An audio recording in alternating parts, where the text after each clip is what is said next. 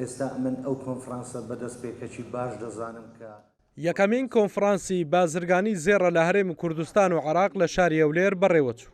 ئامانجی سەرەکی کۆنفرانسەکە هەوڵدان بوو بۆ بەرەو پێشبردن و باشترکردنی بازرگانی زێر لە هەرێمی کوردستان و حکوومەتیش گرنگی زیاتر بەم کانزایە بدات و باشتری بکات.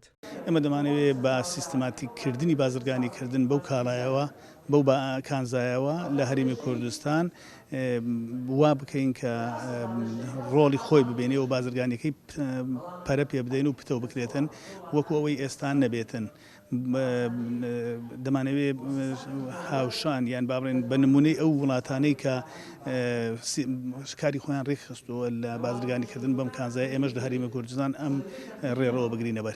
جیا لە کۆمپانیا و پێشانگەکانی زێر لە هەرێمی کوردستان ژمارەیەک لە بازرگانان و سەرمایه‌دارانی ناوخۆ کە لە سێکتەرە جیاوازەکان کار دەکەن بەشداری کۆنفرانسەکەیان کرد بۆ ئەوەی هەان بدرێن و بێن لەم کەرتە گرنگە بازرگانی بکەن. گرفت و بربەستەکان زۆرن یەک لەوانە ئەوەیە کەەوە مەتاڕاتی هەرێم داخرابوون ماوەیەکی گەلک زۆر داخرا بەداخەوە هەمە هەنجێک نەبووە لە بینی مەتاڕاتیش و هەمە هەنجی نەبووە لە نێوان مەنافزی حدودی لەو مەسەلەی زێر و دەتوانم بڵێم پێویست بوو زیاتر بازرگانی زێرگەشە بکە حکوومەت هەرێمی کوردستان ببێ بە خاوەنی یەدەجی زێر وەکو ئیقلیم و وڵاتانی دراوسێدا.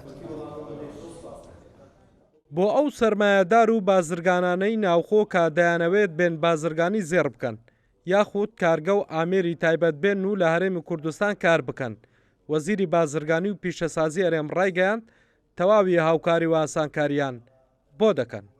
هەڵگورد ئەحمەد کورسات نیوز هەولێر.